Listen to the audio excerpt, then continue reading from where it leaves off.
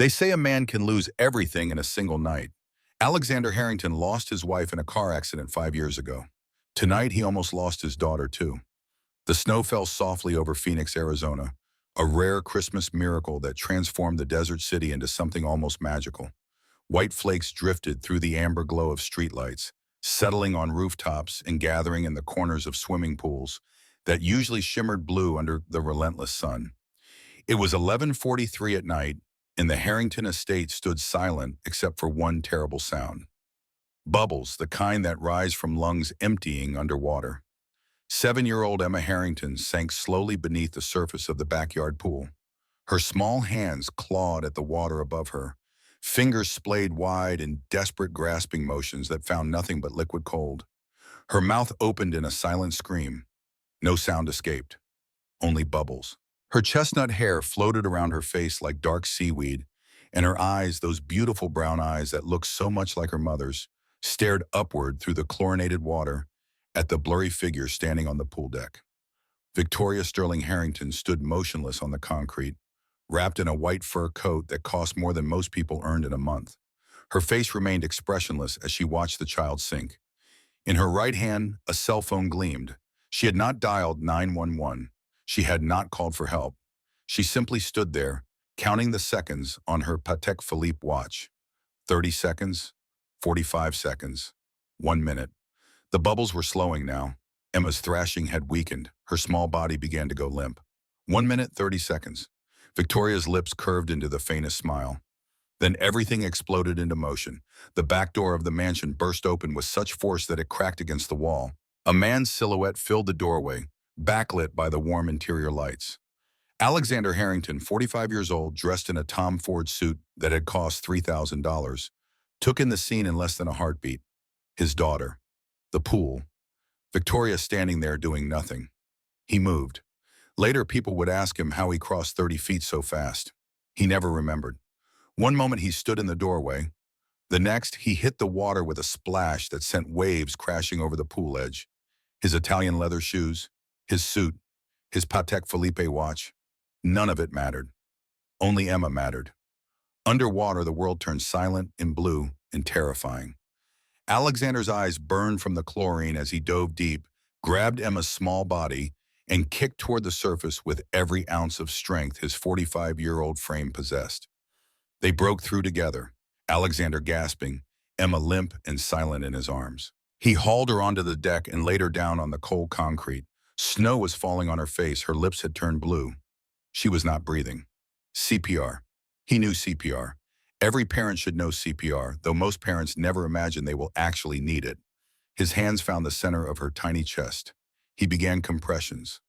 1, 2, 3, 4. His voice cracked as he counted aloud. Breathe for her, tilt her head, pinch her nose. Seal your mouth over hers and blow. Watch her chest rise. Do it again. Compressions. 1, 2, 3, 4. Come on, baby, breathe. Please breathe. 1, 2, 3, 4. Daddy's here. Daddy's got you. 1, 2, 3, 4. Please don't leave me. Water suddenly erupted from Emma's mouth. She coughed, gagged, turned on her side, and vomited pool water onto the concrete. Her eyes flew open, terrified and confused, searching for something to anchor to in her fear. They found her father, Daddy, she whispered. The word came out weak and hoarse, but it was the most beautiful sound Alexander had ever heard. I got you, baby, he said, pulling her against his chest. Daddy's got you. You're safe now. Emma began to shiver violently. Whether from cold or shock or both, Alexander could not tell. He stripped off his soaking wetsuit jacket and wrapped it around her small frame. Only then did he look up at Victoria. His wife stood exactly where she had been standing 2 minutes ago. Her face had gone pale, not with concern for Emma, but with shock that Alexander had appeared at all. She opened her mouth, and what came out was the practiced tone of a woman who had rehearsed this moment. Alex, thank God you're here. I heard a splash and ran out, but she was already in the water. I was about to call 911. Alexander Harrington had built a $500 million company by learning to read people. He could spot a lie in a boardroom from across a conference table. He could hear false sincerity from 100 yards away.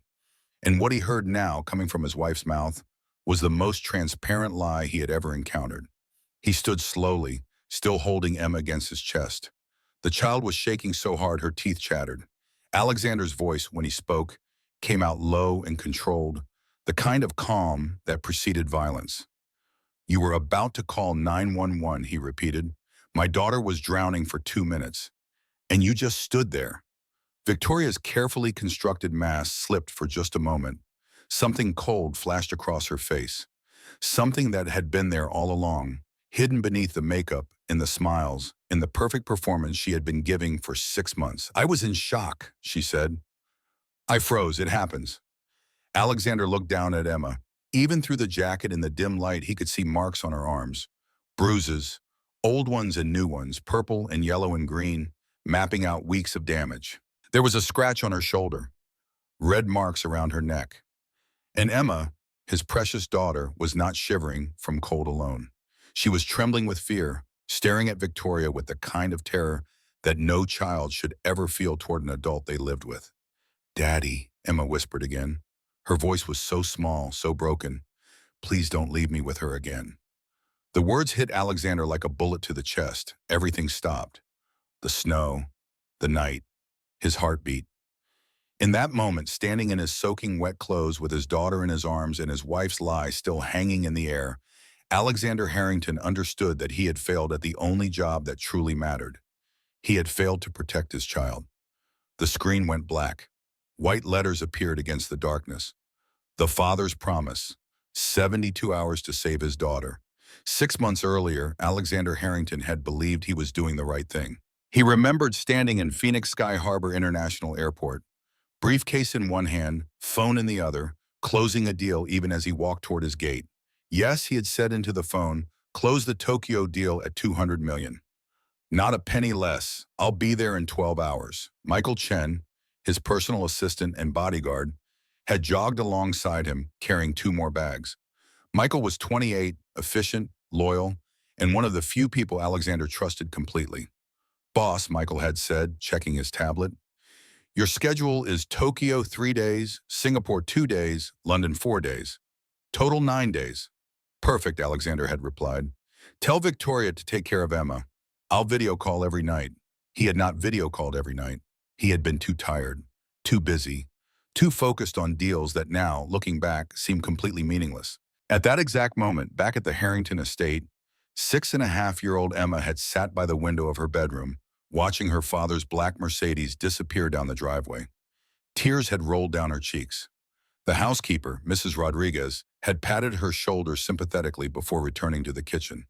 Victoria had entered the room with a bright smile, the kind she wore when other people were watching. "Emma, sweetie," she had cooed, "Daddy will be back soon. Let's have some ice cream."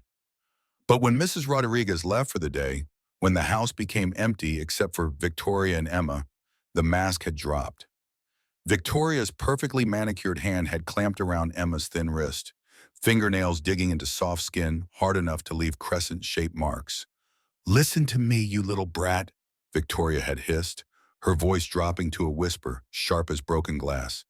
"Your daddy chose me, not you, and as long as he's gone, you will do exactly what I say.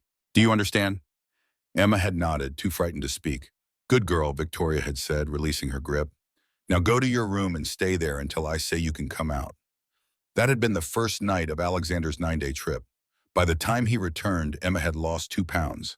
She had bruises on her arms from being grabbed. She had missed 3 meals because Victoria had decided she did not deserve to eat. And when Alexander had arrived home, jet-lagged and exhausted, Emma had run into his arms and held on like a drowning person, grabbing a life preserver. He had noticed she felt thinner. He had asked Victoria about it. "Growing pains," Victoria had said with a casual shrug. "You know how kids are, they eat like birds sometimes." Alexander had believed her. He wanted to believe her. He needed to believe that his daughter was safe and cared for, because if she was not, then what did that say about him? What kind of father was he? The kind who chose business over his child. The kind who told himself that making money was the same as showing love. The kind who had been failing his daughter for months and had been too blind to see it. Now, at 12:30 in the morning on Christmas Day, sitting in the emergency room at Phoenix Memorial Hospital, while doctors examined Emma, Alexander finally understood the magnitude of his failure. Dr. Sarah Patel emerged from the examination room with a tablet in her hands and an expression that made Alexander's stomach clench with dread. She was a woman in her early 40s with kind eyes that had seen too much suffering. She gestured for Alexander to follow her to a private consultation room. "Mr. Harrington," she said after closing the door, "I need to show you something." She pulled up images on her tablet, x-rays, photographs, medical charts that painted a picture Alexander had been too absent to see. "Your daughter has 6 bruises at different stages of healing," Dr. Patel said, her voice professional but tinged with anger. 1 week old, 2 weeks, 3 weeks. The pattern suggests repeated physical contact. Her left rib was fractured approximately 6 weeks ago. It has been healing, but it was never treated. There is a burn mark on her lower back, possibly from a cigarette or lighter.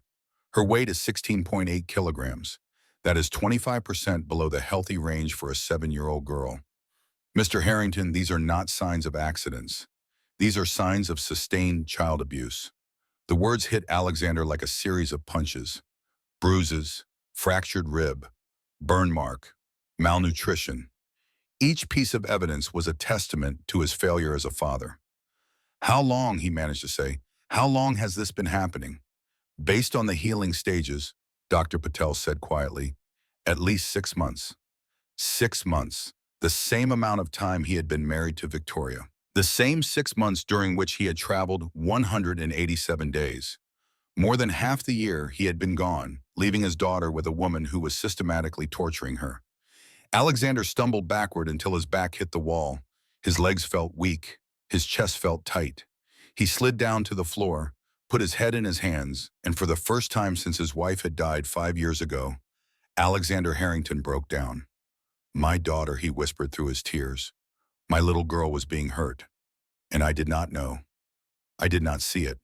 I was not there." Michael Chen found him like that 10 minutes later. The younger man said nothing at first. He simply sat down on the floor next to his boss and put a hand on his shoulder.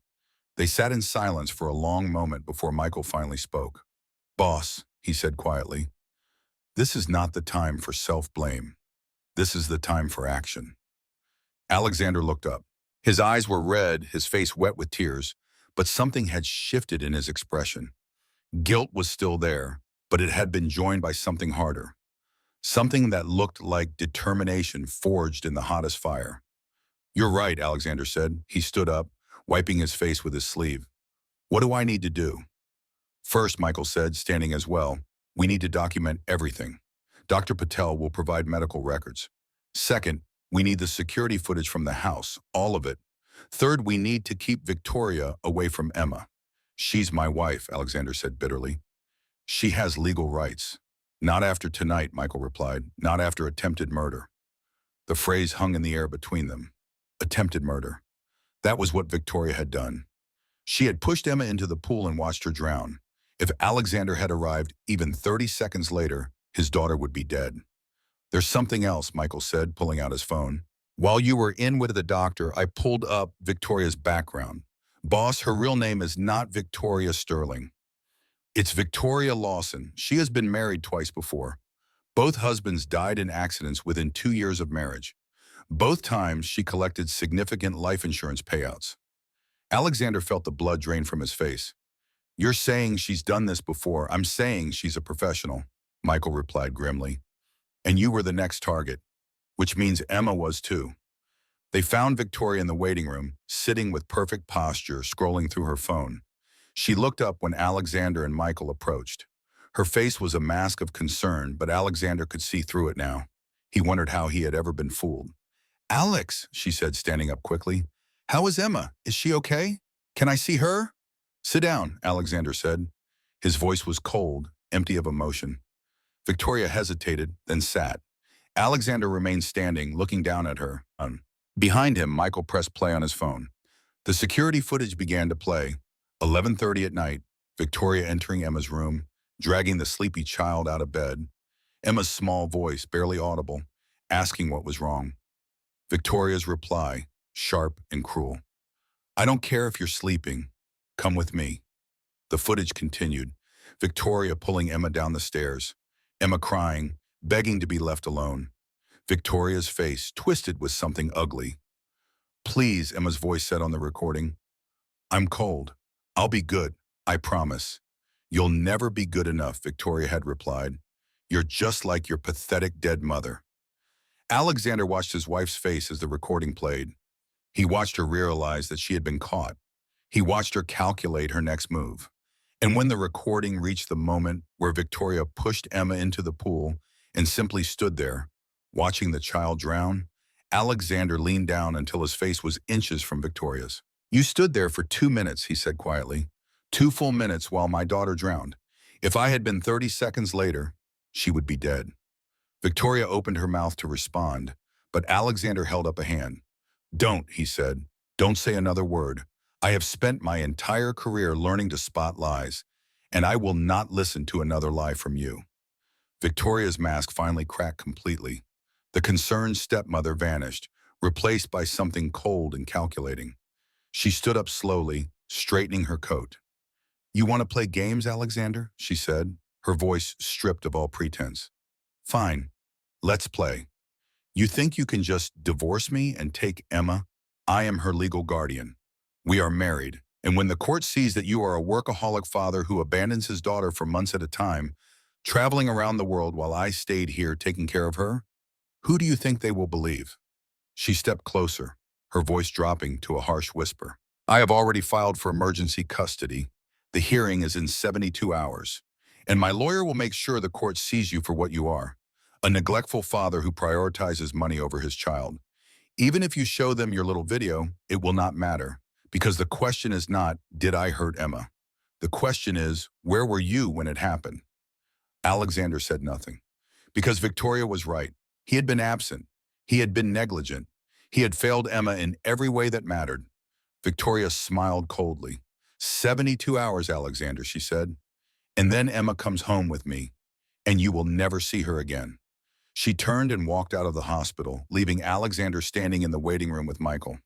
Boss, Michael said after a moment, she's not wrong. The court will look at your travel record and question your fitness as a parent. I know, Alexander said quietly. So what do we do? Alexander looked at his assistant, and Michael saw something in his boss's eyes that he had never seen before. It was not the calculating intelligence of a CEO. It was not the confident authority of a man who commanded boardrooms. It was something raw, something desperate. We fight, Alexander said. We have 72 hours to prove I can be the father Emma needs. So that is what we do. We fight. At 2 in the morning, Alexander sat beside Emma's hospital bed.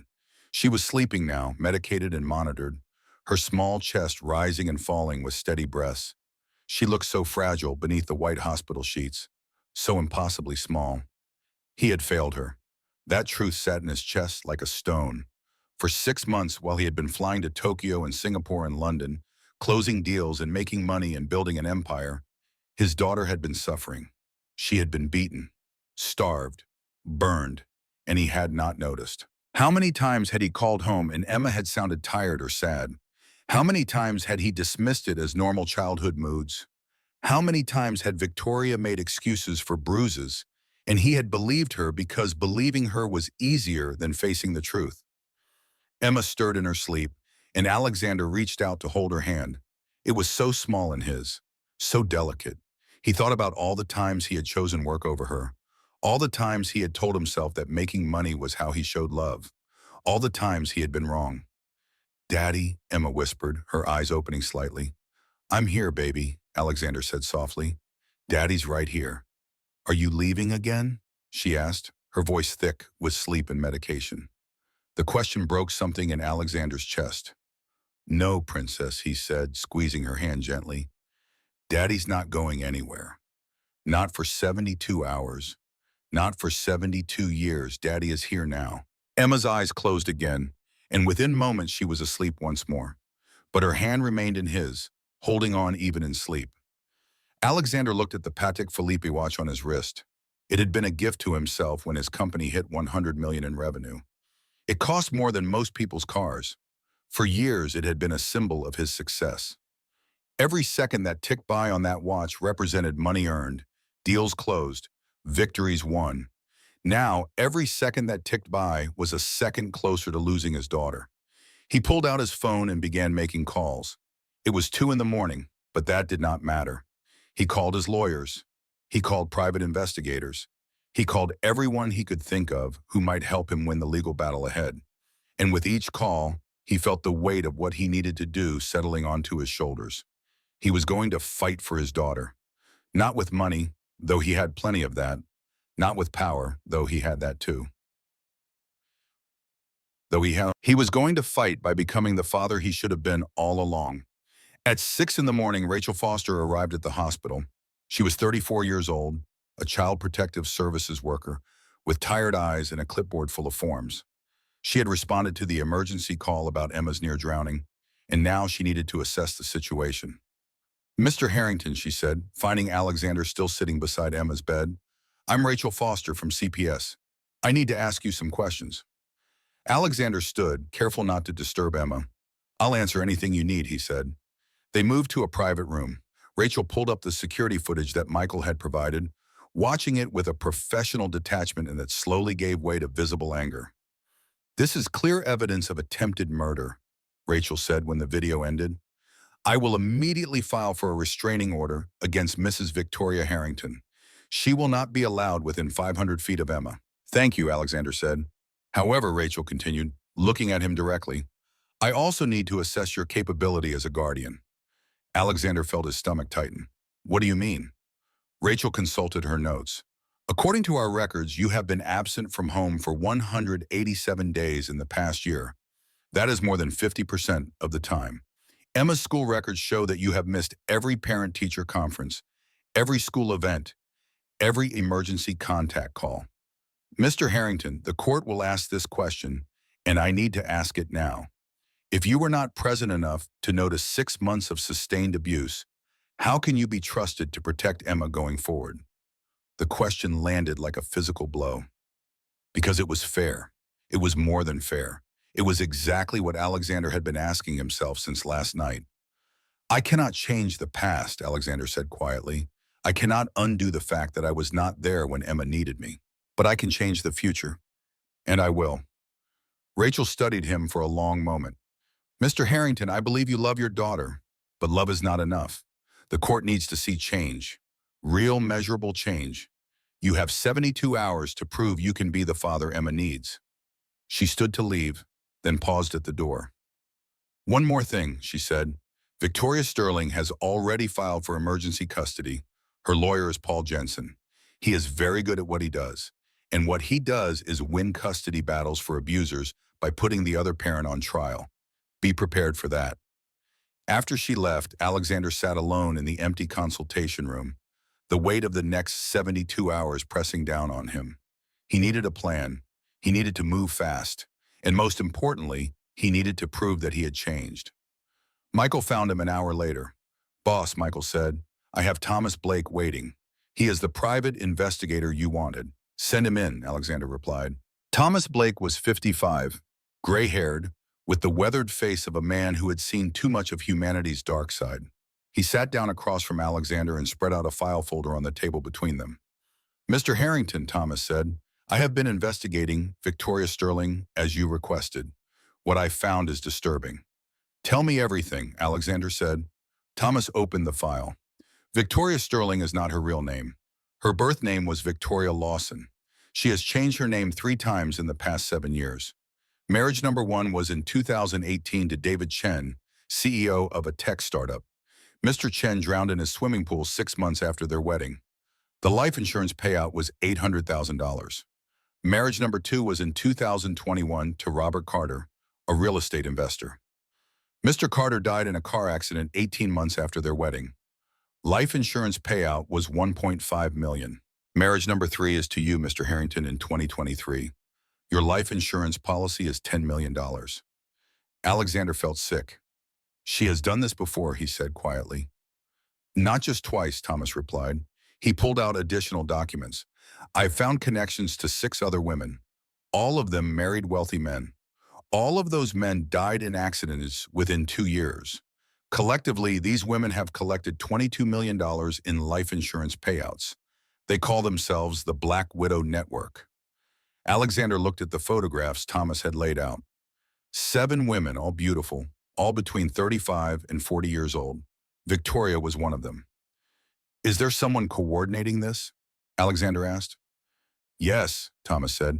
They call him the arranger. He plans the accidents, makes them look perfect. No evidence, no witnesses, no loose ends. Do you know who he is? Not yet, Thomas admitted. But whoever he is, he has insider access to victim schedules, insurance policies, security systems. In your case, that means someone close to you.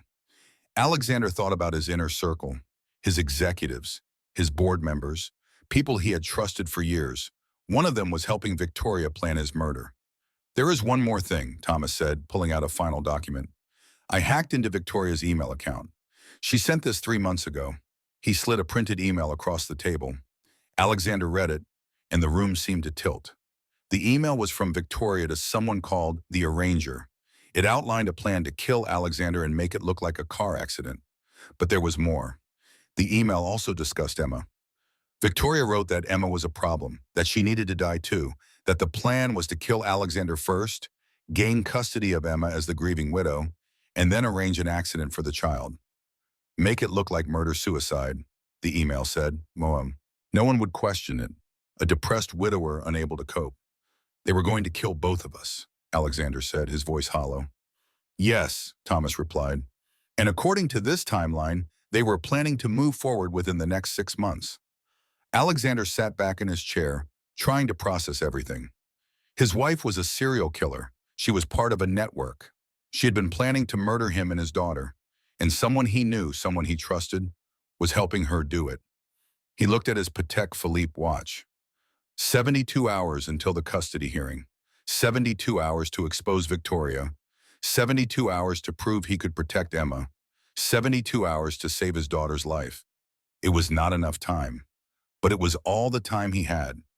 At 2 in the afternoon, exactly 48 hours before the custody hearing, Alexander did something he had never done in his 20-year career. He called an emergency board meeting at Sterling Harrington Tech Corporation and announced his resignation. The boardroom fell silent. 10 executives stared at him in shock. Alex, Linda Wu said, the company's chief operating officer, what are you talking about? We have the Tokyo deal closing next week, $200 million. I do not care, Alexander replied. Marcus Brennan, the chief financial officer, stood up.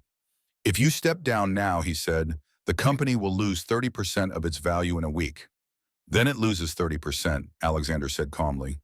You have spent 20 years building this company, James Rodriguez said from the far end of the table.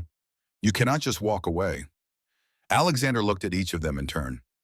I spent 20 years building a company, he said quietly, but I only had 7 years to be a father, and I spent 6 months of those 7 years on business trips, leaving my daughter with someone who was torturing her. The room fell silent. I failed at the only job that truly mattered, Alexander continued, and now I have 72 hours to prove I have changed. So yes, I am walking away. Linda, you will serve as interim CEO.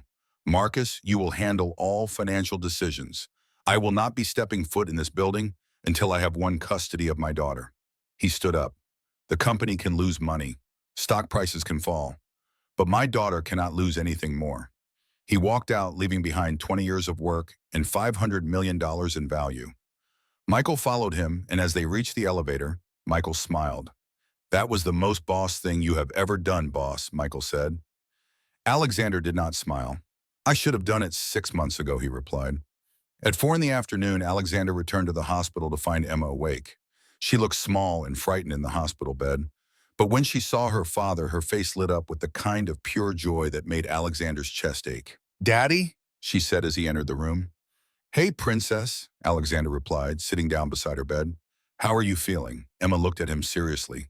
Daddy, she said, her voice small. Why are you never home? The question hit him harder than any business negotiation ever had. Daddy was working, he said, taking her hand. Daddy wanted to make money so you could have everything you needed. But I do not want everything, Emma said, tears filling her eyes. I just want you. Alexander felt his throat tighten. I know, baby, he said, And Daddy is so sorry. Daddy made a terrible mistake. But Daddy promises from now on, Daddy will be here. Really, Emma asked, her voice hopeful and afraid at the same time. Really, Alexander said. No more trips, no more meetings, just you and me. Emma looked at him for a long moment, and then she said something that broke Alexander's heart into even smaller pieces.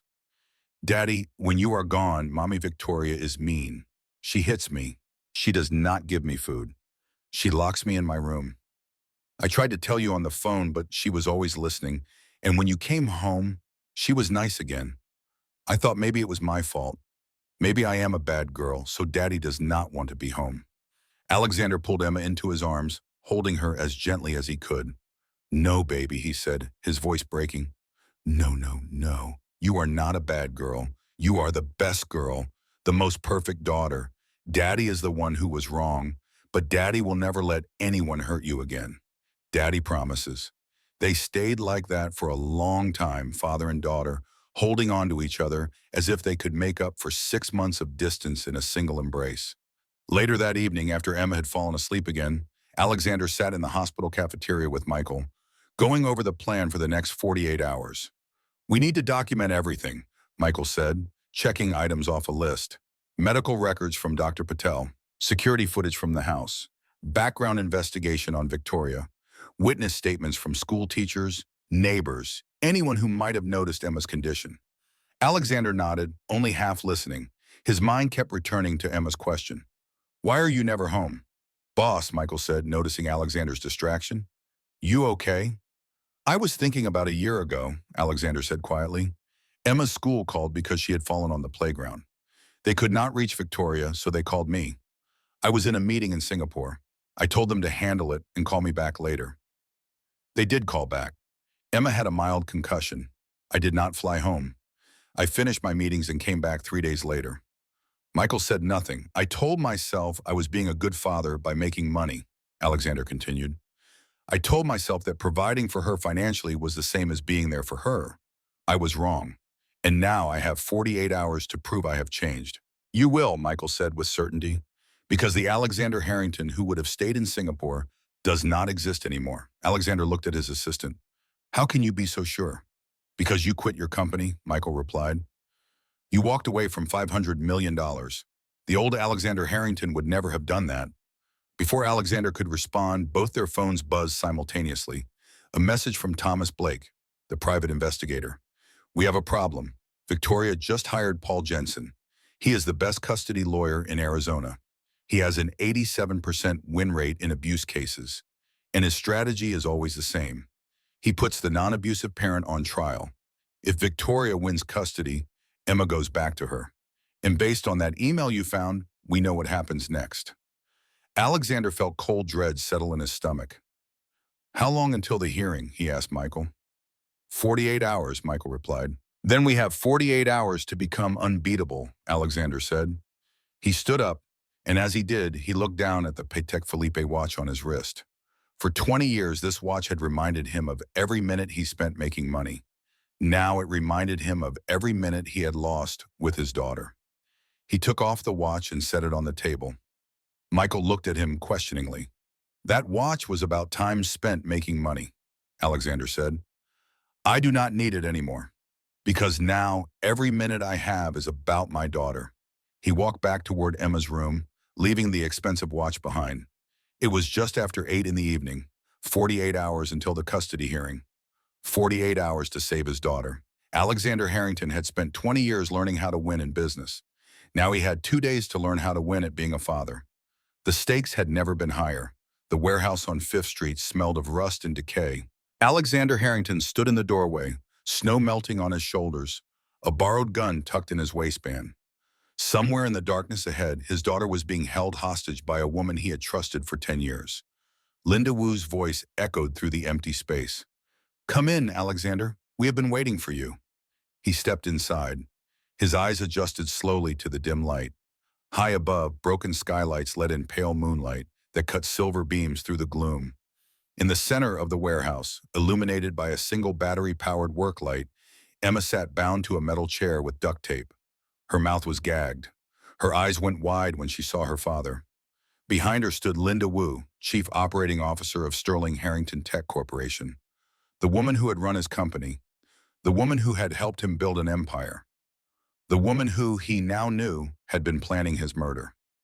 Linda held a Beretta 9mm pistol pointed at Emma's head. "Drop your weapon, Alexander," Linda said calmly. "Kick it toward me."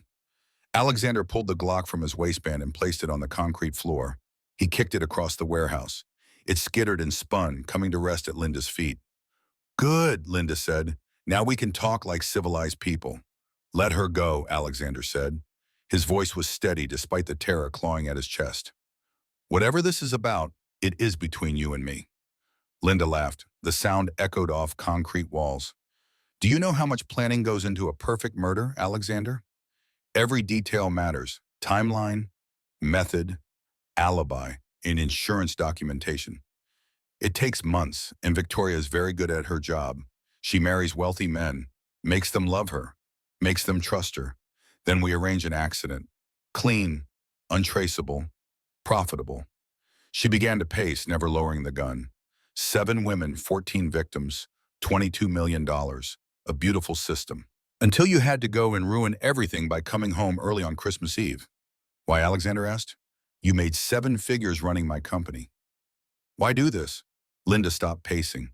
Something genuine flashed across her face. Anger. 7 figures, she repeated. "Do you know how insulting that is? I run your company, Alexander. I make the deals. I manage operations.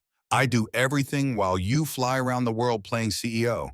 And I get 7 figures while you get 9. Her finger tightened on the trigger. "I deserve more. So I took more."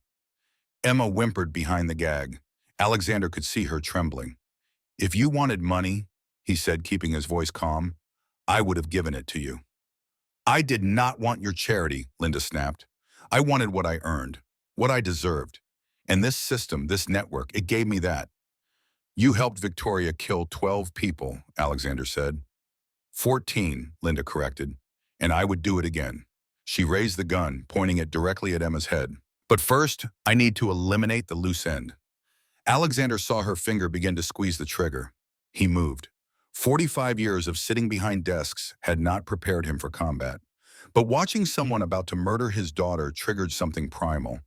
He launched himself forward with speed he did not know he possessed. The gun fired. The shot was deafening. Alexander felt something hot slice across his left shoulder, but he did not stop. He crashed into Linda with his full weight, driving them both to the concrete. They hit hard. The gun went flying. Linda was stronger than she looked, twisting beneath him, driving an elbow into his ribs.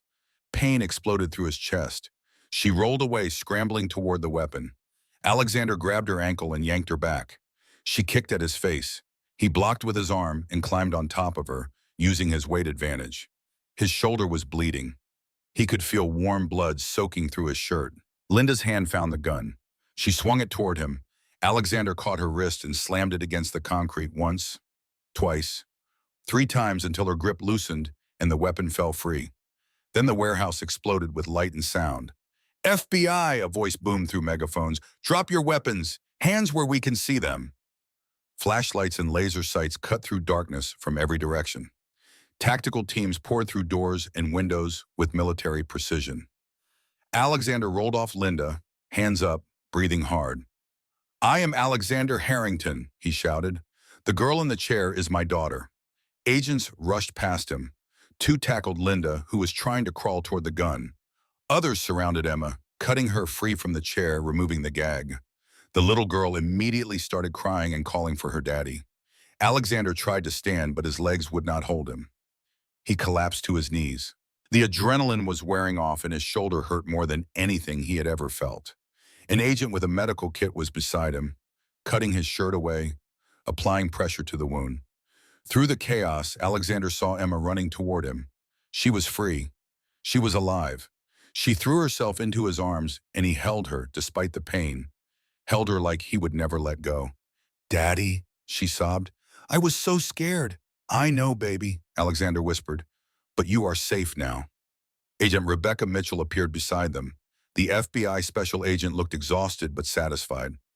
"Mr. Harrington," she said, We have been monitoring the situation since Linda Wu made contact with Victoria earlier tonight. We tracked your vehicle and set up a perimeter. I apologize for cutting it so close. You saved our lives, Alexander said. Actually, Rebecca replied with a slight smile, you saved your daughter's life. That was either very brave or very foolish. Both, Alexander admitted. Rebecca's expression became serious. We have Linda Wu in custody. She is already negotiating a deal in exchange for information about the entire network. However, there is a complication. What complication? Alexander asked. Victoria Sterling is still fighting for custody. Her lawyer filed an emergency motion this morning. The custody hearing is still scheduled for 48 hours from now. Linda Wu's arrest does not automatically terminate Victoria's parental rights. You still have to prove your case in court. Alexander felt cold dread settle in his stomach. Victoria tried to have us both killed, he said. Is that not enough? In criminal court, yes, Rebecca replied. But family court has different standards. Victoria's lawyer will argue that she was manipulated by Linda Wu, that she is a victim too, and unfortunately, he is very good at what he does. Alexander looked down at Emma, who was still clinging to him. Then I will be ready, he said quietly. 48 hours, 2 days to prepare for the fight of his life. Alexander spent those hours doing something he had never done before. He focused entirely on being a father, not a CEO, not a businessman, just a father preparing to prove he deserved to keep his daughter.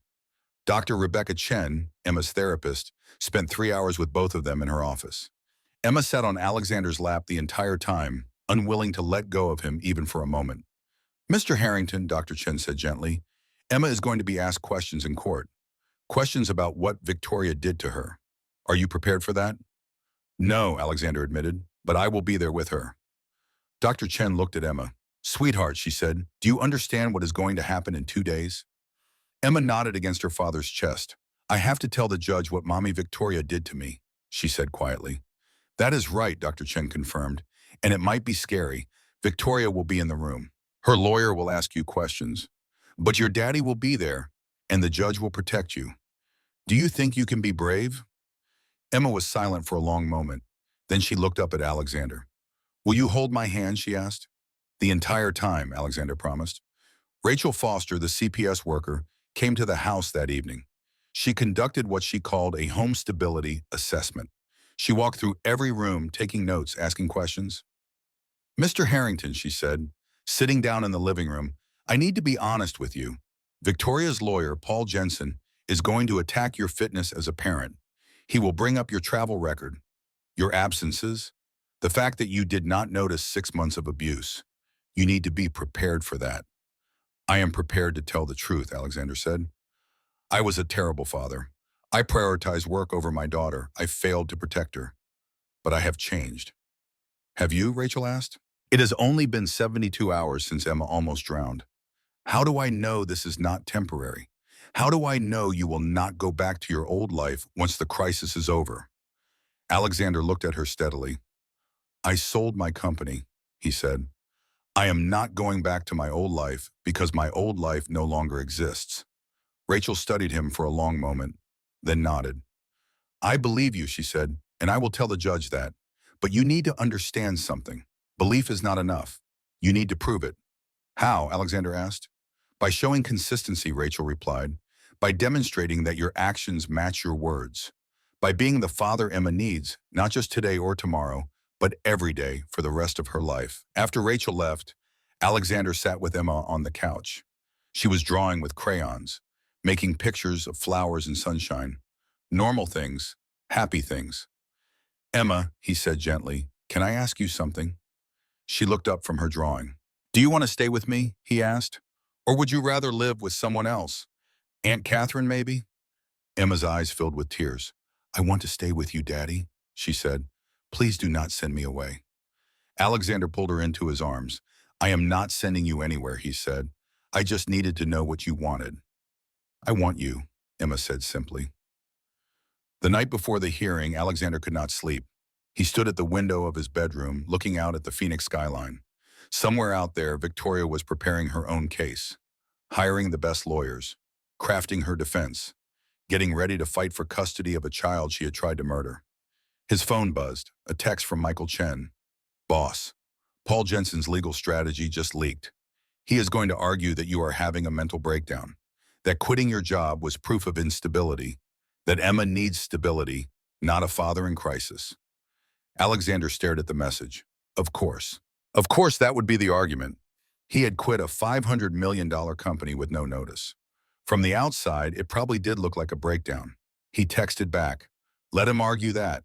I know the truth. And so does Emma. Another text appeared. This one from Catherine, his sister. Alex, whatever happens tomorrow, I want you to know I am proud of you. You became the father Emma needs. That is all that matters. Alexander felt his throat tighten. He typed back a simple response. Thank you. Then he walked to Emma's room and looked in. She was sleeping peacefully, her favorite stuffed elephant tucked under her arm. Her face was relaxed, untroubled. She looked like what she was, a normal 7-year-old girl. Not a victim, not a survivor, just a child. Alexander closed the door quietly and went back to his room. Tomorrow would be the hardest day of his life, but he was ready. He had to be. The Maricopa County Family Courthouse was a modern building of glass and steel. On a cold December morning, 2 days after Christmas, it became the battlefield where Alexander Harrington would fight for his daughter. The courtroom was smaller than Alexander had expected. Wood paneling, fluorescent lights, a judge's bench that seemed impossibly high, gallery seating for observers, a witness stand, 2 tables for opposing counsel. Alexander sat at one table with his lawyer, Margaret Foster, a family law specialist in her 50s, with steel gray hair and sharp eyes. Emma sat beside him, wearing a purple dress that Catherine had bought for her. She held Alexander's hands so tightly her knuckles were white. At the other table sat Victoria Sterling and her lawyer, Paul Jensen. Victoria wore a conservative black suit and minimal makeup. Her hair was pulled back in a simple bun. She looked like a grieving widow, which Alexander supposed was exactly the image Paul Jensen wanted to project. Paul Jensen himself was everything Alexander had been warned about. Mid-50s, expensive suit, cold blue eyes that missed nothing. He had an 87% win rate in custody cases. He specialized in making abusers look like victims. All rise, the bailiff announced. The Honorable Judge Margaret Anderson presiding. Everyone stood. Judge Anderson entered through a side door. She was in her early 60s with steel gray hair cut into a precise bob and dark eyes that had seen too many broken families. She took her seat and gestured for everyone else to sit. This is an emergency custody hearing, Judge Anderson said, her voice firm and clear. The court has reviewed the preliminary filings from both parties. Mr. Jensen, you may present your opening argument. Paul Jensen stood. He buttoned his suit jacket and approached the bench. Your Honor, he began, this case is not about what Victoria Sterling did or did not do. This case is about what is best for Emma Harrington. And what is best for Emma is stability, consistency, a parent who will be there for her. He turned a gesture at Alexander. Alexander Harrington is many things. He is wealthy, he is successful, but he is not stable. 3 days ago, he abruptly quit his position as CEO of a $500 million company. No notice, no transition plan. He simply walked away. That, Your Honor, is not the behavior of a stable parent. That is the behavior of a man in crisis. Paul Jensen paced slowly in front of the judge's bench. Furthermore, the evidence will show that Mr. Harrington was absent for 187 days last year. More than half the year, he was traveling for business, leaving Emma in the care of others. During those months, he did not notice that Emma was losing weight. He did not notice bruises. He did not notice that his daughter was suffering. He paused for effect. Victoria Sterling made mistakes. She admits that. She was overwhelmed. She struggled. But she was there, every day. While Alexander Harrington was building his empire, Victoria Sterling was raising his daughter. Alexander felt Emma's hand tighten in his. He squeezed back gently. Now, Mr. Harrington asked this court to give him custody, Paul Jensen continued. But on what basis? A promise to change? Words are cheap, Your Honor. This court should not gamble with a child's future based on promises made in a moment of crisis.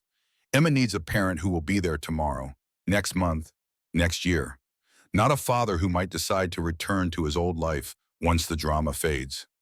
Paul Jensen sat down. Alexander felt his chest tight with anger, but Margaret Foster, his lawyer, remained calm. She stood and approached the bench. "Your Honor," she said, "Mr. Jensen is correct about one thing. This case is about what is best for Emma. And what is best for Emma is a parent who will keep her safe. Victoria Sterling attempted to murder Emma. That is not in dispute.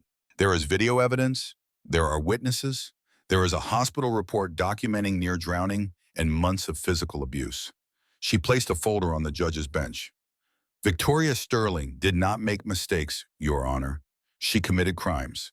She is currently under investigation by the FBI for conspiracy to commit murder as part of a larger criminal network. The only reason she is not in jail right now is because she posted bail. That is who Mr. Jensen is asking you to give custody to. A woman who watched a 7-year-old child drown and did nothing." Margaret Foster turned to face Paul Jensen directly. As for Alexander Harrington's fitness as a parent, yes, he was absent. Yes, he failed to notice the abuse. He will testify to that himself. He will not hide from his mistakes. But he has taken concrete actions to change. He did not just promise to be better. He eliminated the source of his absence. He quit his job. He restructured his entire life around being a father. That is not instability, Your Honor. That is transformation. She walked back to her table. This court will hear testimony from Emma herself, from medical experts, from FBI agents, from Child Protective Services. And when all the evidence is presented, I believe Your Honor will see that there is only one parent in this courtroom who can keep Emma safe, and it is not Victoria Sterling. Judge Anderson made notes on her tablet, then looked up. "The court will hear testimony.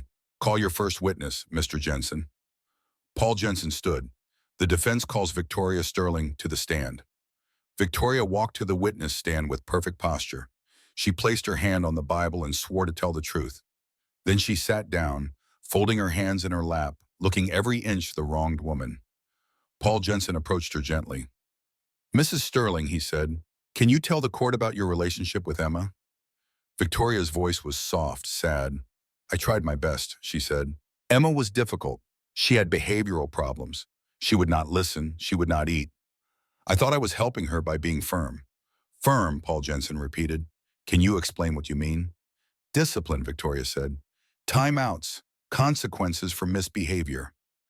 I never intended to hurt her." "And the incident on Christmas Eve," Paul Jensen asked, "when Emma nearly drowned in the pool. Can you tell the court what happened?" Victoria's eyes filled with tears. Real or fake, Alexander could not tell. "Emma ran outside," Victoria said.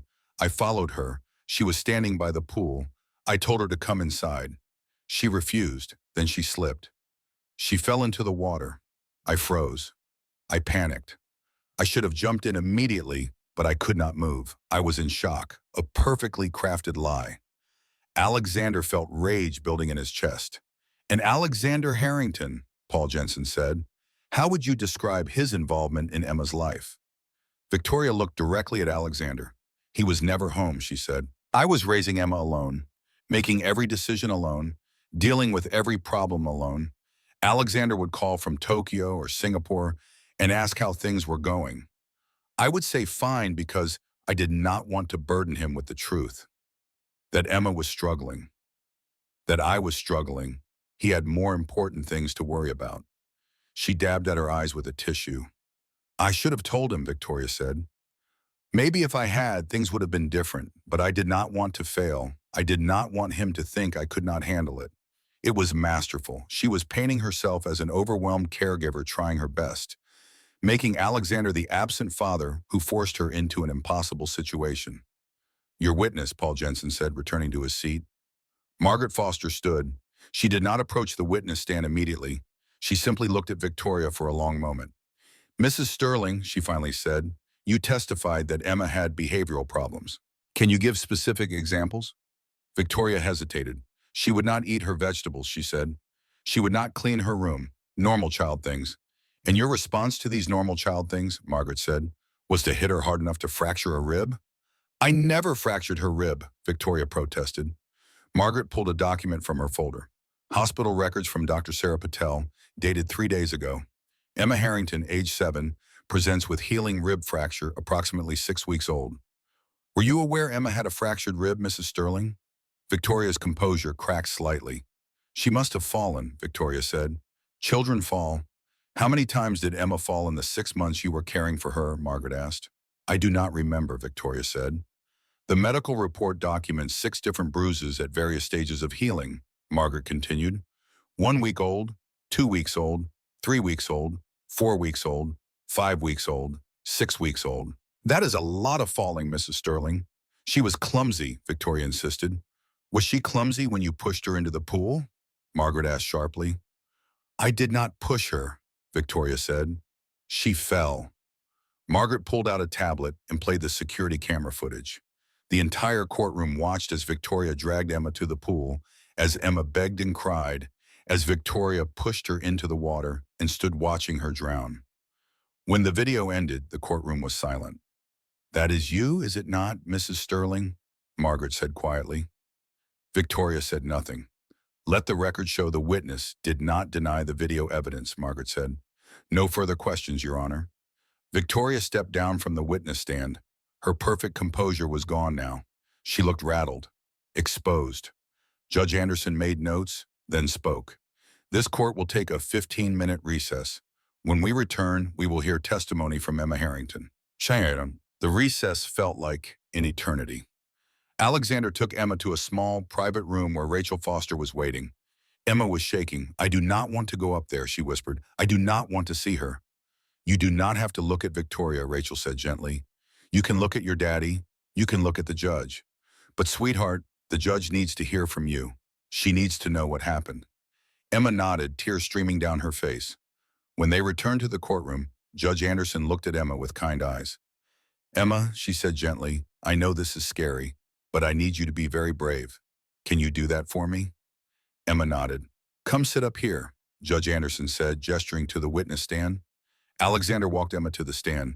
He helped her climb up into the chair, which was too big for her. Her feet did not touch the ground. She looked impossibly small. Emma, Judge Anderson said, I'm going to ask you some questions. You do not have to look at anyone except me. Okay? Okay, Emma said in a tiny voice. Can you tell me what happened on Christmas Eve? Judge Anderson asked. Emma's voice was so quiet everyone had to lean forward to hear. Mommy Victoria was mad at me, she said, because I spilled juice. She said I was clumsy. She said I ruined everything. She dragged me outside to the pool. What happened at the pool? Judge Anderson asked gently. Emma started crying. She pushed me in, Emma said. The water was so cold, I could not breathe. I tried to swim, but I was too scared. I thought I was going to die. Judge Anderson's expression remained neutral, but Alexander saw her grip her pen more tightly. What happened next? The judge asked. Daddy came, Emma said. Daddy saved me. Emma, Judge Anderson said, before Christmas Eve, did Mommy Victoria hurt you? Emma nodded. She hit me with a belt, Emma said. She locked me in my room without dinner. She said I was bad. She said Daddy did not love me because I was bad. Is that true? Judge Anderson asked. Does Daddy love you? Emma looked across the courtroom at Alexander. Their eyes met. Yes, Emma said. Daddy loves me. How do you know? Judge Anderson asked. Because he stayed, Emma said simply. He promised he would stay, and he did. Judge Anderson made notes. Then she looked at Paul Jensen. Do you wish to cross-examine? She asked. Paul Jensen stood. He approached the witness stand carefully, his voice soft. Emma, he said, you love your daddy very much. Do not you? Yes, Emma said. And you want to live with him? Paul Jensen said. Yes, Emma replied. Did your daddy tell you what to say today? Paul Jensen asked. No, Emma said. Are you sure? Paul Jensen pressed.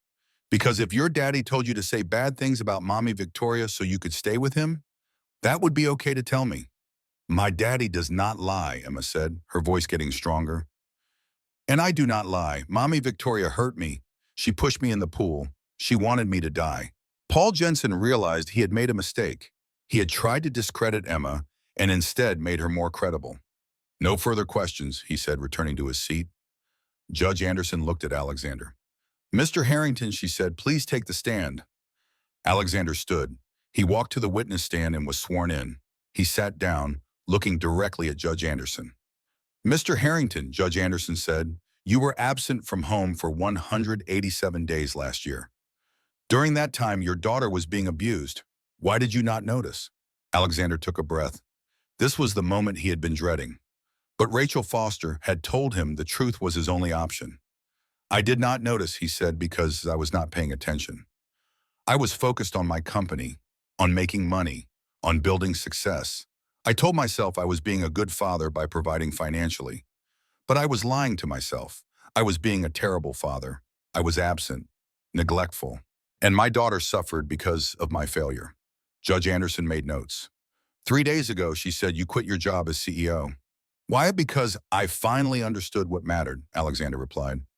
I could rebuild a company, I could make more money, but I could not get back the time I lost with my daughter, and I could not risk losing her entirely.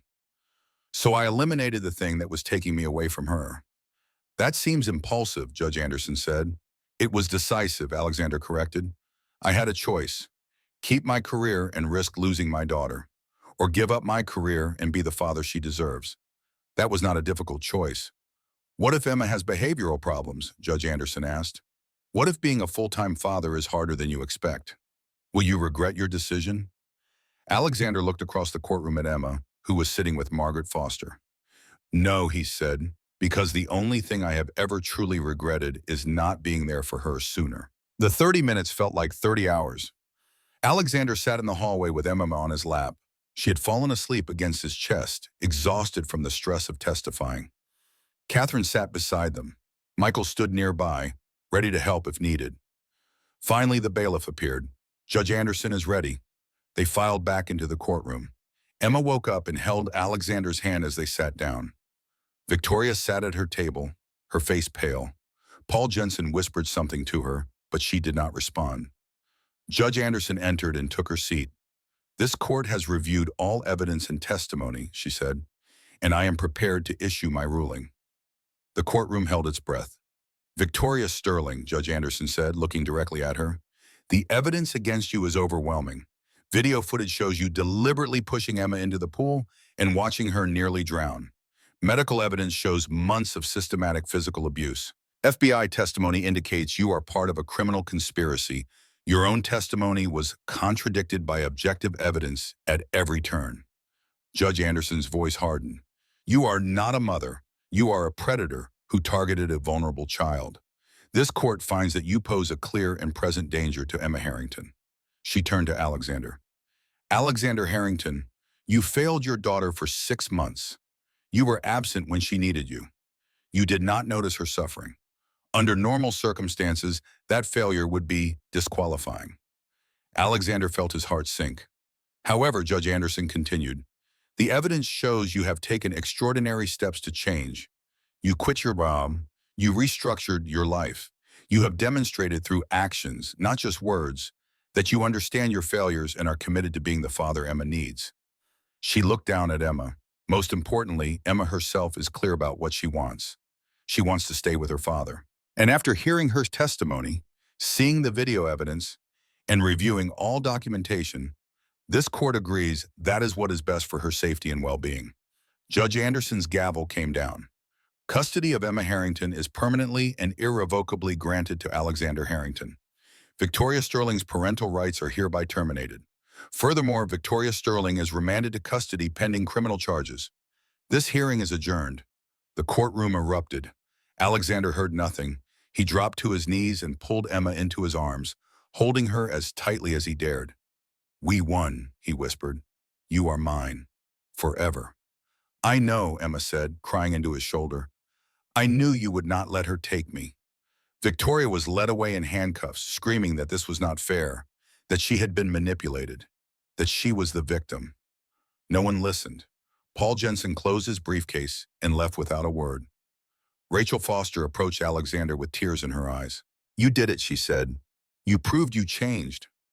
I did not do it alone, Alexander replied. Outside the courthouse, snow was beginning to fall again. Alexander carried Emma to his car. Catherine and Michael followed. As Alexander buckled Emma into her car seat, she looked up at him. Daddy, she said, can we go home now? Yes, Princess, Alexander said. We can go home. And this time home was not a place Alexander was visiting between business trips. It was not a stop on his way to somewhere more important. Home was where he belonged, with his daughter, forever. Christmas came to the Harrington house again, but this year was different. The tree stood tall in the living room, covered with ornaments Emma had helped choose.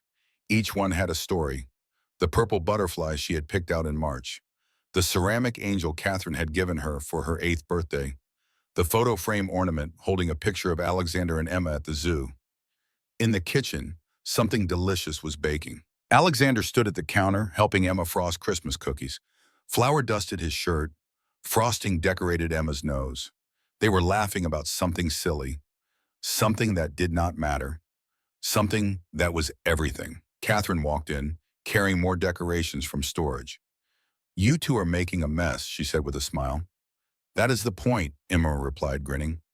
Alexander looked at his daughter, really looked at her. She had grown taller this year. Her face had filled out. The hollows under her eyes were gone. The fear that had lived in her expression had been replaced with confidence. She was healing. They both were. Dr. Chen had told him that healing was not linear. There were still hard days. Emma still had nightmares sometimes. She still saw a therapist twice a week. There were moments when something would trigger a memory and she would freeze, transported back to a darker time. But those moments were getting rarer. The good days outnumbered the bad days now. Emma laughed more than she cried. She played more than she worried. She was becoming who she was always meant to be. A normal child, happy, safe, loved. That evening, after cookies were baked and dinner was finished, Alexander sat with Emma on the couch by the fireplace. Outside, snow fell gently. Inside, Christmas lights cast warm glows across the room. Emma leaned against her father's chest, content and sleepy. "Daddy," she said quietly, "this was the best year ever." "Better than last year?" Alexander asked, though he knew the answer. "Last year was scary," Emma said, "but this year was perfect." "Not perfect," Alexander corrected gently, "but better. And next year will be even better, and the year after that." Emma looked up at him. "You promised," she asked. Alexander thought about promises. He had broken so many promises in his life. Promises to be home for dinner. Promises to attend school events. Promises to be the father Emma deserved. But this promise, this one, he knew he would keep. "I promise," he said, "with everything I am, forever." Emma smiled and closed her eyes. Within minutes, she was asleep. Alexander sat there holding her, watching the fire burn low, listening to Catherine moving around in the kitchen. His phone buzzed quietly. A text from Michael. "Merry Christmas, boss.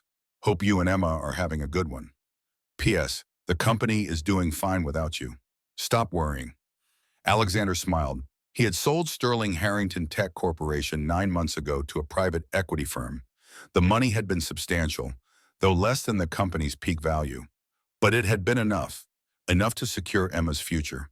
Enough to live comfortably without working. Enough to dedicate every day to being a father. He had no regrets. None. Another text arrived. This one from Rachel Foster, the CPS worker who had helped them through the custody battle. Saw Emma's school photo. She looked so happy. "You did good, Alexander. Merry Christmas." He texted back a simple thank you. Then his phone went silent. No more messages, no more emails, no business emergencies, no crises that needed his immediate attention. Just quiet, just peace, just a father and his daughter on Christmas night. Victoria Sterling was in prison, serving life without parole. Linda Wu had testified against the entire Black Widow network in exchange for a reduced sentence of 25 years. All 7 women were now behind bars. 14 families had received justice. And Emma was safe. That was all that mattered. Alexander looked down at his sleeping daughter and thought about the journey they had been on. 1 year ago, he had pulled her from a pool, saving her life by seconds. He had fought for custody, reorganized his entire existence, learned what it truly meant to be a father. It had been the hardest year of his life, and the best year of his life, because he had gotten his daughter back, and himself back too. The fire crackled softly. Snow fell outside. Emma slept peacefully in her father's arms. And Alexander Harrington, former CEO, former workaholic, former absent father, sat in the quiet and felt something he had not felt in years. Complete. Not because of money or success or business achievements, but because his daughter was safe, because his daughter was loved, because his daughter knew without any doubt that her father would always be there. That was the promise he had made. That was the promise he had kept. And that was the promise he would keep forever. "Merry Christmas," he whispered to the sleeping child in his arms. "We made it, Princess. We both made it."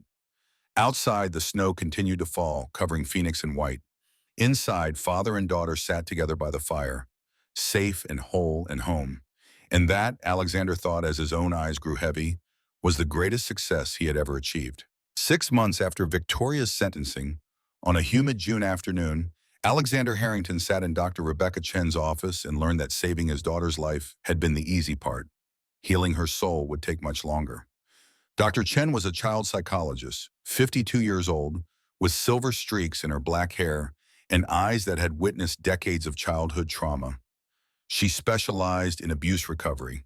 Emma had been seeing her 3 times a week since the trial ended. "Mr. Harrington," Dr. Chen said, closing her notebook, "Emma is making progress, but we need to discuss something important." Alexander leaned forward in his chair.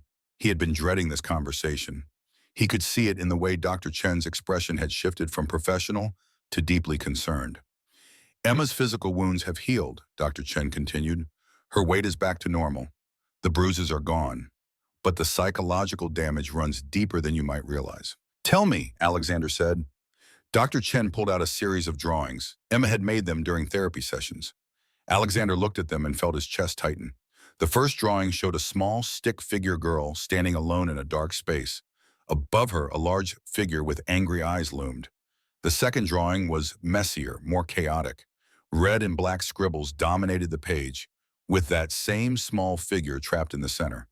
The third drawing showed 2 figures, one large, one small. But there was a wall between them. "That last one," Dr. Chen said softly, "she drew yesterday. The large figure is you. The small one is her. Do you see the wall?" Alexander saw it, a thick black line separating father and daughter. "What does it mean?" he asked, though he feared he already knew. "It means that despite everything you have done, despite quitting your mom and staying home and being present, Emma still does not fully trust that you will not leave again. The trauma of your absence, combined with the trauma of Victoria's abuse, has created a barrier. She wants to trust you. She wants to believe you will stay. But her mind is protecting her from being hurt again." Alexander felt like he had been punched. He had given up everything: his company, his career, his identity as a CEO. He had spent every single day for 6 months being the father Emma deserved, and it still was not enough.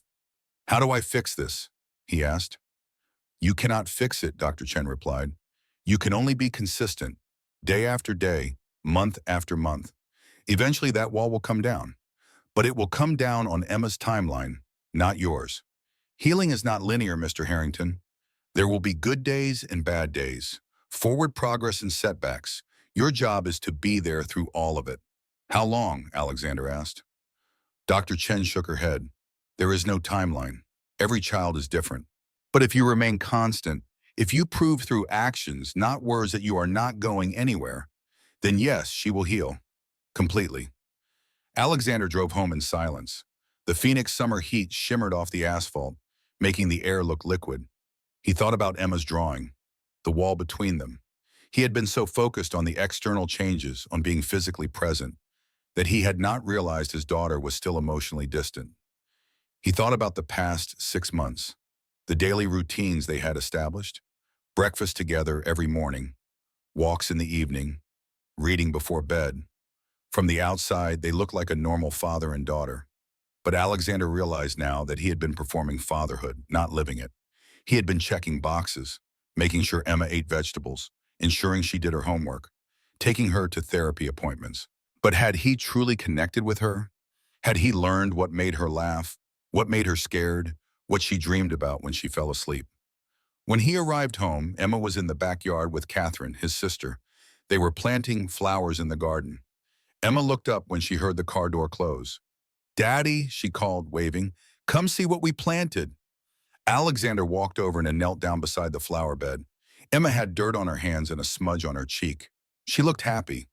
But Alexander looked closer now, searching for what he had been missing. And he saw it. The way her smile did not quite reach her eyes. The way she stood just slightly too far away from him. Small things, invisible things, unless you knew to look. These are petunias, Emma said, pointing to purple flowers. Aunt Catherine says they will bloom all summer. They are beautiful, Alexander said. Just like you.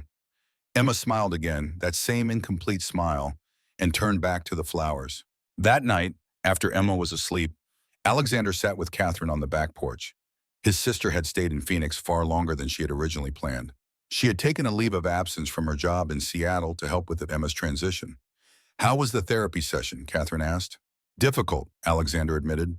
He told her about the drawings, about the wall. Catherine listened quietly, then said something that surprised him. Alex, do you remember when Dad left? Their father had walked out when Alexander was 12 and Catherine was 9. He had promised to visit. He never did. They had not heard from him in over 30 years. Of course I remember, Alexander said. Do you remember what Mom told us? Catherine continued. She said that actions speak louder than words, that anyone can make promises, but only consistent behavior builds trust. Alexander saw where his sister was going. Emma is waiting to see if I am like Dad, he said. No, Catherine corrected gently. She is waiting to see if you are going to be the father you promised to be. And you are. You are doing everything right. But trauma does not heal just because the traumatic situation ends. It heals when the person feels safe enough to let go of their protective walls. How do I make her feel safe? Alexander asked. You are already doing it, Catherine replied. You just have to keep doing it, for as long as it takes. The bad day came 3 weeks later. It was a Tuesday evening in July. Alexander was making dinner while Emma did homework at the kitchen table. Everything seemed normal. Emma was working on math problems, occasionally asking for help with fractions. Alexander was chopping vegetables for a stir-fry, half watching Emma, half thinking about nothing in particular. Then Emma's pencil broke. It was a small thing, insignificant. The lead snapped while she was writing, leaving a dark smudge across her paper. But Emma froze. Her whole body went rigid. She stared at the broken pencil like it was a snake. Alexander noticed immediately. Emma, he said gently, do you need another pencil? There are more in the drawer. Emma did not respond. She continued staring at the broken pencil. And then Alexander saw it, her hands beginning to shake, her breathing getting faster, her eyes filling with tears. He put down the knife and crossed to her quickly, kneeling beside her chair. Emma, sweetheart, it is okay. It is just a broken pencil. But Emma was not hearing him anymore. She had gone somewhere else in her mind, somewhere dark. Her breathing became rapid, panicked. She started hyperventilating. Alexander recognized the signs from what Dr. Chen had taught him. Panic attack, probably triggered by a memory. Victoria had punished Emma for making mistakes. A broken pencil, a smudge on her homework. These small errors had resulted in being locked in her room without dinner, or worse. Emma, Alexander said, keeping his voice calm and steady, look at me. Look at Daddy. But Emma could not look at him. She was curled forward now, arms wrapped around herself, gasping for air. Alexander did not try to touch her. Dr. Chen had warned him that during panic attacks, unexpected physical contact could make things worse. Instead, he started counting. Emma, he said clearly, we are going to breathe together, in for 4 counts. Out for 4 counts. 1, in, 2, 3, 4. Now out, 1, 2, 3, 4. He kept counting, kept breathing in an exaggerated way so she could hear him. After what felt like forever but was probably only 2 minutes, Emma's breathing began to slow.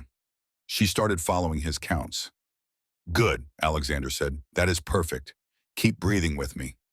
After 5 minutes, Emma finally looked up. Her face was wet with tears. Her eyes were red and frightened. I am sorry. Oh, Ari, she whispered. I'm sorry I broke the pencil. Alexander felt his heart shatter into pieces. Oh, baby, he said. You do not need to be sorry. Pencils break. It does not matter at all. But Victoria said, Emma started, then stopped. Victoria was wrong, Alexander said firmly. Emma, look at me. She met his eyes. Pencils break, he said. Papers get messy. Mistakes happen. None of those things make you bad.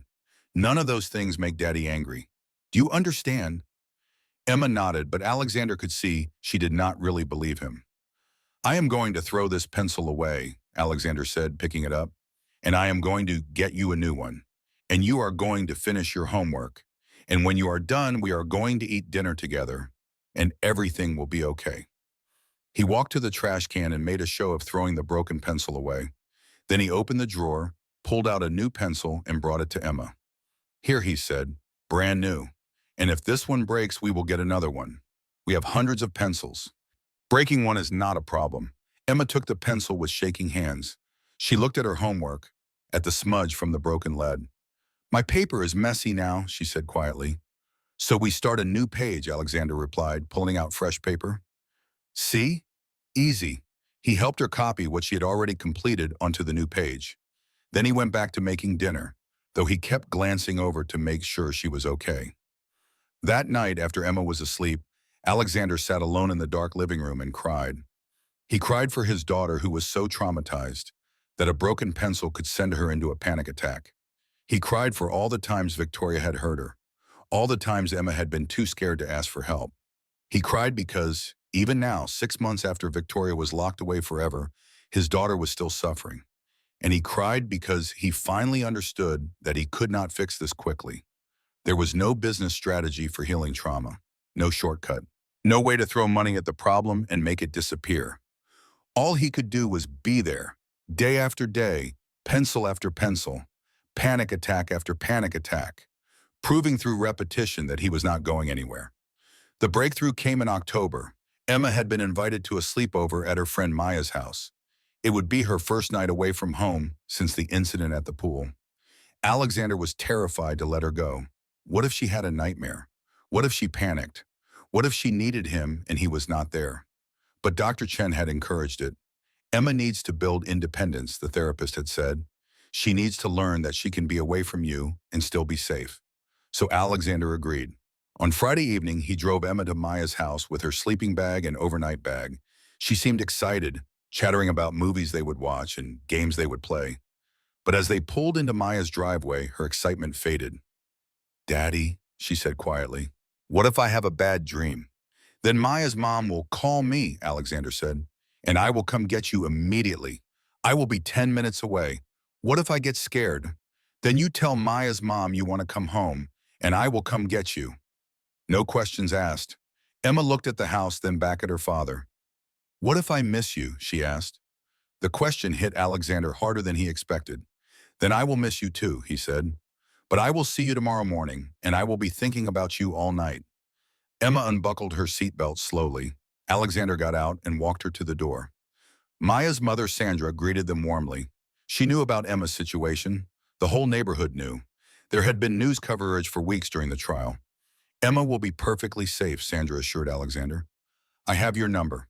I will call if anything happens." Alexander knelt down and hugged his daughter. "Have fun, princess," he said. "I love you." "I love you too, Daddy," Emma replied. Then she picked up her bags and walked into the house with Maya. The door closed. Alexander stood on the porch for a moment, feeling like his heart had just walked away from him. That night was one of the longest of Alexander's life. He checked his phone every 15 minutes. He stayed awake until midnight, then gave up on sleep and watched television. At 2 in the morning, his phone rang. His heart leaped into his throat as he answered. "Mr. Harrington," Sandra's voice came through. "I'm so sorry to call so late." "Is Emma okay?" Alexander asked, already reaching for his car keys. "She is fine physically," Sandra said, "but she woke up from a nightmare and she is asking for you." "I will be there in 10 minutes, Alexander said. He drove through empty streets, breaking every speed limit. When he arrived, Sandra opened the door before he could knock. Emma was sitting on the couch in the living room, wrapped in a blanket, her face streaked with tears. "Daddy," she said when she saw him. Alexander crossed to her and pulled her into his arms. "I am here, baby," he said. "Daddy's here." "I had a bad dream about Victoria," Emma whispered. "I dreamed she came back." "Victoria is in prison," Alexander said firmly. "She cannot come back. She can never hurt you again." "But what if she gets out?" Emma asked. Alexander pulled back slightly so he could look at his daughter's face. "Emma, listen to me. Victoria was sentenced to life in prison. That means she stays there until she is very, very old. And even if somehow, impossibly, she ever got out, which she will not, she would have to stay far away from you. There is a court order. If she ever comes near you, she goes back to prison immediately." Emma looked at him with big, frightened eyes. But what if you leave again? She said. What if you go on a business trip and she comes when you are gone? And there it was, the real fear. Not that Victoria would return, but that Alexander would leave. He pulled Emma close again, holding her tight. Emma, I sold my company. I am not a CEO anymore. I have no business to travel for. I am a full-time dad now. That is my only job, and I am never leaving you.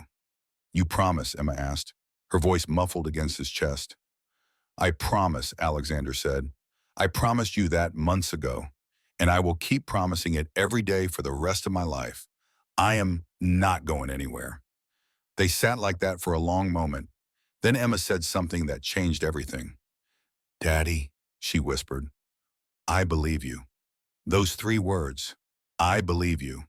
They meant more than any business success Alexander had ever achieved. You do, he asked, pulling back to see her face. Emma nodded. You stayed, she said simply. You said you would stay, and you did, every day. You were there. I was there, Alexander confirmed. And you are here now, Emma said. In the middle of the night, you came right away. Of course I came, Alexander said. You needed me, Emma smiled. And this time the smile reached her eyes. Can we go home now, she asked. Yes, we can, Alexander replied. He thanked Sandra profusely, gathered Emma's things, and drove her home. The sun was beginning to rise as they pulled into their driveway. Emma was already half asleep in the back seat.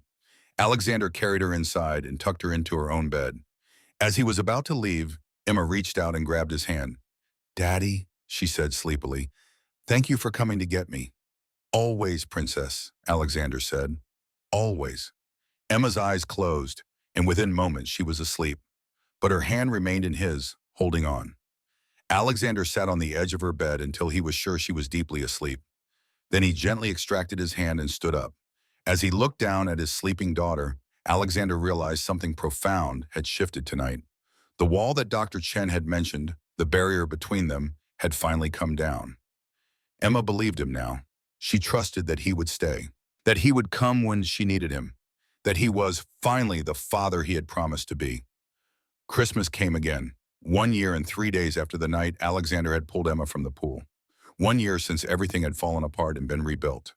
The house was decorated with lights and garland.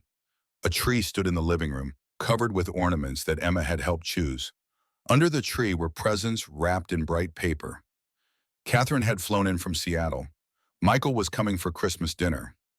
It looked like a picture from a holiday magazine. But what made it special was not the decorations or the presents. It was the feeling in the house, the sense of safety and warmth and belonging. Emma, now 8 years old, was in the kitchen with Catherine, making cookies. She was wearing an apron covered in flour. Her hair was pulled back in a ponytail. She was laughing at something Catherine had said. Alexander stood in the doorway watching them.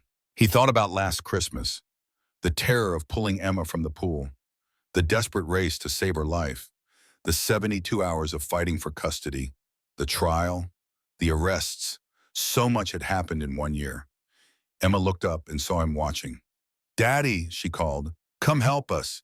We need someone to taste test the cookies. That is a very important job, Alexander said, walking over. I am honored to be chosen. Emma handed him a cookie fresh from the oven. It was still warm. He took a bite and made a show of considering the flavor. He said seriously. This is excellent, but I think I need to try another one to be sure. Emma giggled.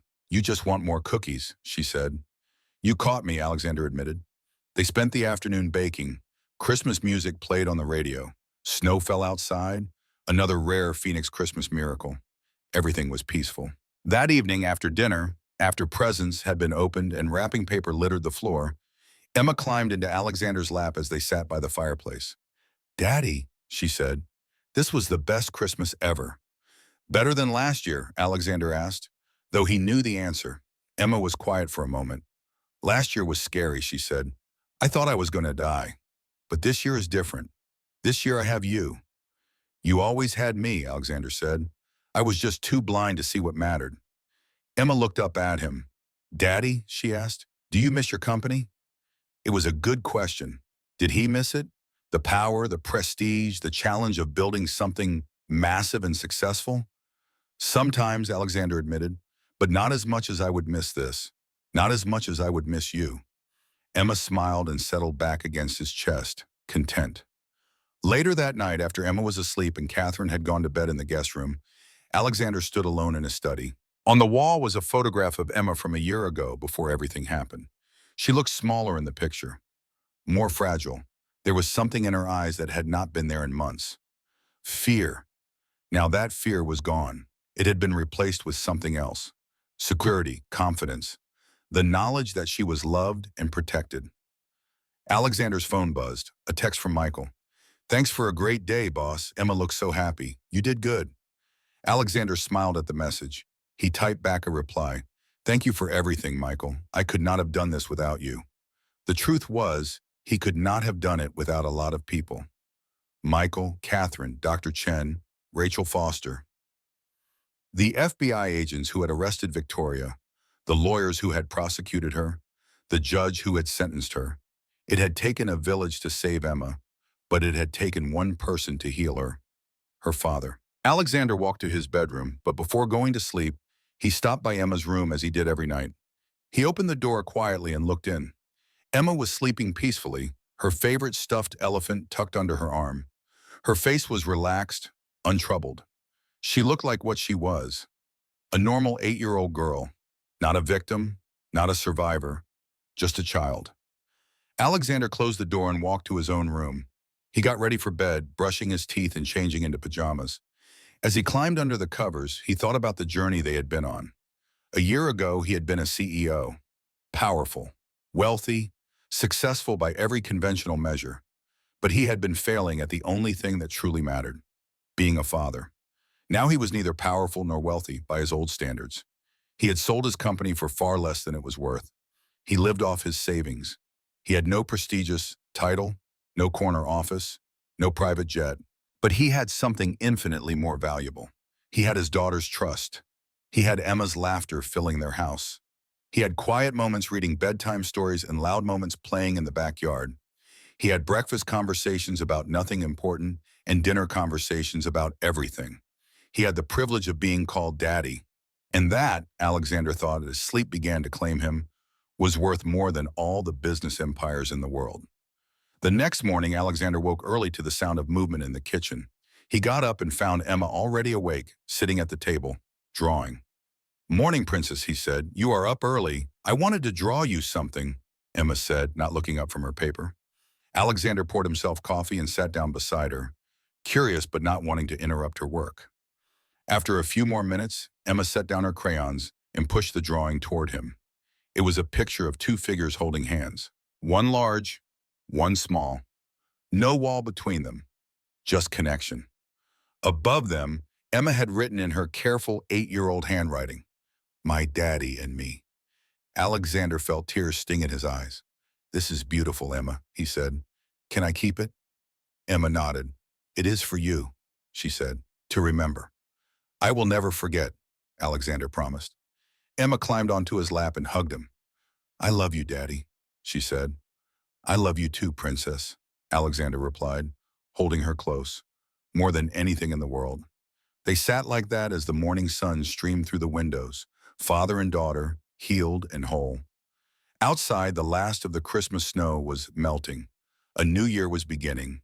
A new chapter in their lives was starting.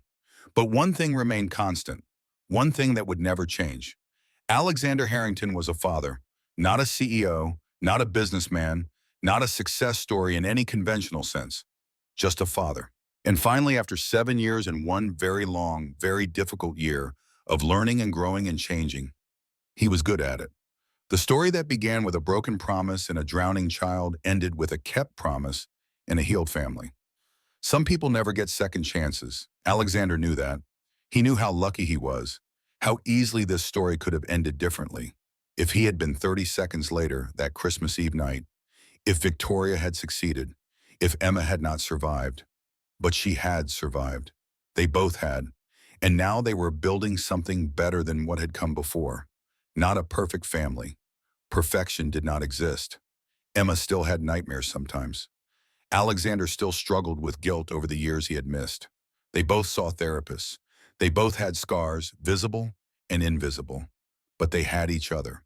And they had learned that being there, being present, being consistent, that was what love actually meant. Not grand gestures, not expensive gifts, not promises made but not kept, just showing up, day after day, year after year, being the person your child needs you to be. That was the promise Alexander had made when Emma was born. The promise he had broken for 7 years. The promise he had almost failed to keep forever. But he had kept it in the end, and he would keep it for the rest of his life. Because that is what fathers do. They protect, they provide, they stay, they keep their promises. Alexander Harrington had finally learned that lesson, and though the learning had been painful and the cost had been high, he would not change what had happened, because it had brought him here, to this moment, to this morning, to his daughter in his arms, safe and loved and whole, and that was everything.